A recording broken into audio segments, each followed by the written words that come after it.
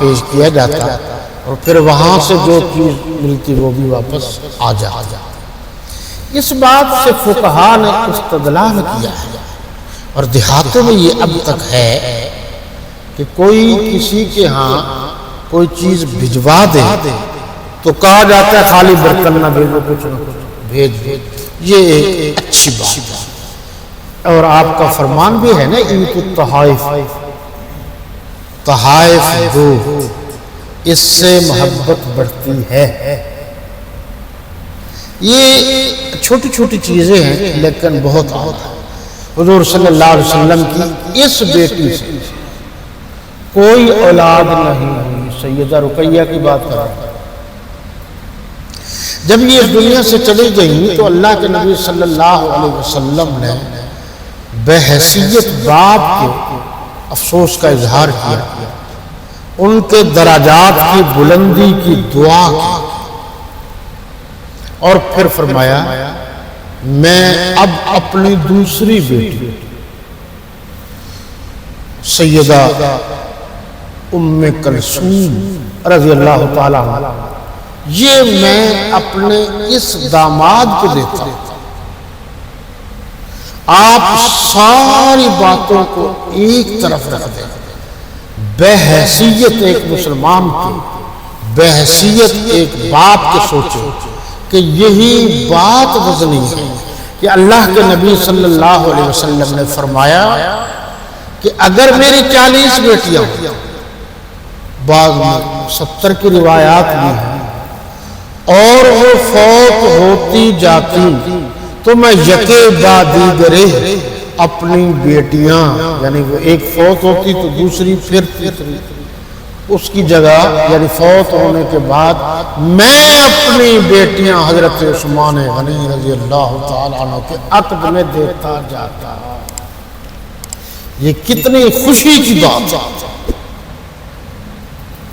اللہ کے نبی ان پر کتنے خوش تھے۔ ایسے تو نہیں فرمایا الصدیق فی الجنہ والعمر فی الجنہ والعثمان فی الجنہ والعلی فی الجنہ، اور ایک جگہ فرمایا کہ ہر دوست کا کوئی نہ کوئی دوست ہوتا ہے، اور ہر نبی کا بھی کوئی دوست ہوتا ہے۔ لِكُلِّ نَبِيٍّ رَفِيقٌ وَرَفِيقِي فِي الْجَنَّةِ عُثْمَانُ، کہ ہر نبی کا کوئی نہ کوئی دوست ہوتا ہے، اور میرا دوست جنت میں حضرت عثمان ہوگا۔ کتنے واضح ہے۔ اور پھر جب حضرت علی رضی اللہ تعالیٰ عنہ کی شادی ہونے لگی اور وہ خیر سے اپنا سامان حرب و ضرب لے کر بازار میں آئے اور بیچنے کے لیے کہا تو حضرت عثمان غنی رضی اللہ تعالیٰ عنہ سے ٹاکرا ہو گیا، ملاقات ہو گئی تو پوچھا علی، اب دیکھو رشتے میں یہ ہم زلف ہیں، میرے نبی کی ایک بیٹی حضرت علی کے گھر میں ہے تو 2 بیٹیاں حضرت عثمان غنی رضی اللہ تعالیٰ عنہ کے گھر میں، اور پوری تاریخ کا مطالعہ کر لیجیے، حضرت آدم علیہ السلام سے لے کر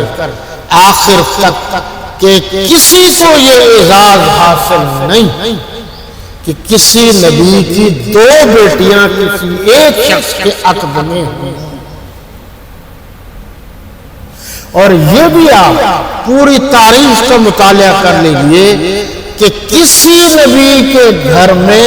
ایسی عورت نہیں آئی جیسے سیدہ عائشہ ہیں، کیونکہ ان کا مقام رضی اللہ تعالی عنہ کا مقام ساری کائنات کے عورتوں میں سب سے زیادہ ہے۔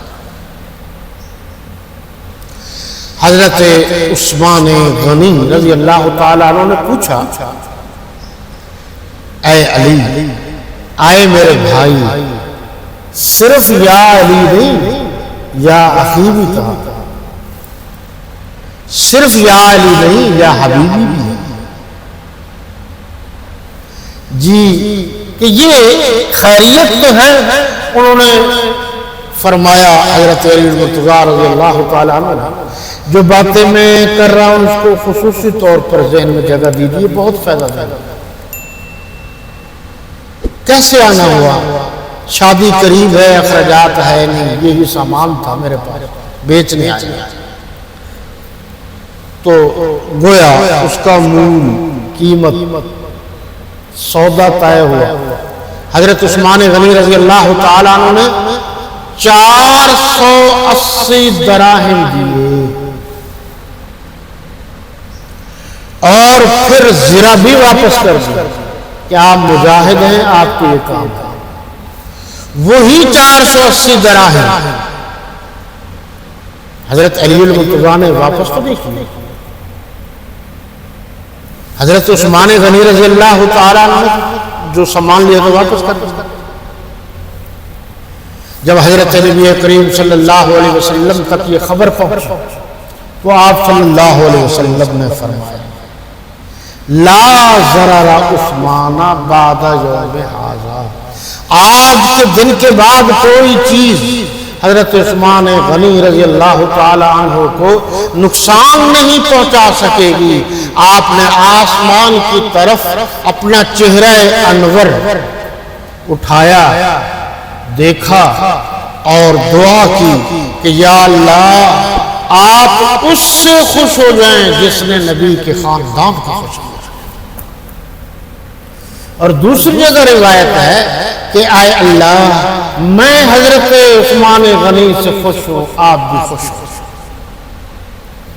پھر یہی تھے جنہوں نے غزوہ تبوک میں مال ہی مال دے دیا، یہی تھے جنہوں نے مسجد نبوی کی تعمیر کے لیے سب سے زیادہ خرچہ کیا۔ یہ جو مسجد کی تزئین، آرائش و آسائش تو اردو میں آرام کو کہتے ہیں، بہرحال یہ جو آرائش و زیبائش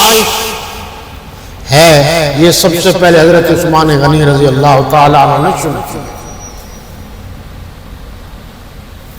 اور پھر اتنا مال دیا جنگ تبوک کے موقع پر بھی کہ آپ صلی اللہ علیہ وسلم نے وہ دراہم و دنانیر کو اٹھایا، ہاتھوں میں لے کے اٹھا کر اوپر نیچے خوشی کا اظہار ہے اور فرمایا اے اللہ حضرت عثمان غنی رضی اللہ تعالیٰ عنہ کو جنت میں اعلیٰ مقام عطا فرما، میں اس سے خوش ہوں، تو بھی خوش ہو جا۔ اور بعض جگہ پر یہ روایت بھی ہے کہ آج کے بعد حضرت عثمان غنی کو کوئی چیز نقصان نہیں دے سکے گی، یعنی کوئی کچھ کہنے حضرت عثمان غنی کے مقام اور مرتبے میں فرق نہیں آئے گا۔ بات کو سمجھنا بھی ہے کہ کہنے کا مطلب کیا، یہ لائنیں لگی۔ اور حضرت جو ام کلثوم تھی ان سے ایک بیٹا تھا عبداللہ، ہمارے ہاں توجہ نہیں دی جاتی، حضور صلی اللہ علیہ وسلم کی بیٹیاں بھی 4 تھیں، نواسے بھی 4 تھے، اور اگر ایک معصوم نواسے کو شامل کیا جائے تو پھر 5 تھے۔ سبت من اسباط النبی، سبت کے معنی یہی ہے کہ اولاد کی اولاد، سین بیٹے، یہ اردو میں تو اس کا معنی یہی ہے، مفہوم یہی ہے۔ تو 4 ہیں، حضرت حسن بھی ہیں، حضرت حسین بھی ہیں، بعض نے تو محسن بھی لکھا ہے، وہ بہت چھوٹی عمر میں اس دنیا سے چلے گئے۔ اور حضور کا بڑا نواسہ جو ہے وہ حضرت علی ہے، حضور کا بڑا نواسہ حضرت علی ہے، اور چھوٹا داماد حضرت علی، یعنی بی بی زینب کا جو بیٹا تھا جس کو علی زینبی کہتے ہیں وہ، اور پھر عبداللہ جو حضرت عثمان غنی رضی اللہ تعالی عنہ کا بیٹا تھا، وہ بھی حضور کا نواسہ تھا۔ اور بعض مورخین کو لکھا ہے، مورخین نے یہ باتیں لکھی ہیں، یہ سلسلہ نسب جو چلتا آ رہا ہے کیونکہ بہت سارے لوگ یہ کہہ دیتے ہیں کہ یہ فلاں یوں ہیں فلاں یوں ہیں، آپ کے پاس کیا ہے؟ یہ آئے مفتی اعظم پاکستان حضرت مولانا مفتی محمد شفیع، جن کو مفتی محمد شفیع دیوبندی کہتے ہیں، یہ تو عثمانی تھے، مفتی محمد شفیع عثمانی دیوبندی تھے، پھر ان کے بیٹے حضرت مولانا محمد رفیع عثمانی دیوبندی تھے، دیوبندی نسبت کے اعتبار سے، پھر اب جو موجودہ ہے مولانا تقی عثمانی صاحب، یہ تقی عثمانی یہ کیا ہے؟ دیوبندی، یہ عثمانی کیا ہے؟ یہ وہی سلسلہ نسب آ رہا ہے، اور اگر یہ لوگوں کی بات مان لی جائے تو پھر حضرت عثمان غنی رضی اللہ تعالیٰ عنہ کا سلسلہ نسب ختم ہوتی ہے، اور بعد میں تو یہاں تک لکھا ہے کہ یہ آپ کے آزاد کشمیر میں، جموں کشمیر میں کچھ علاقے ہیں جہاں حضرت عثمان غنی کے اولاد کی اولاد یعنی حضرت عبداللہ کی اولاد،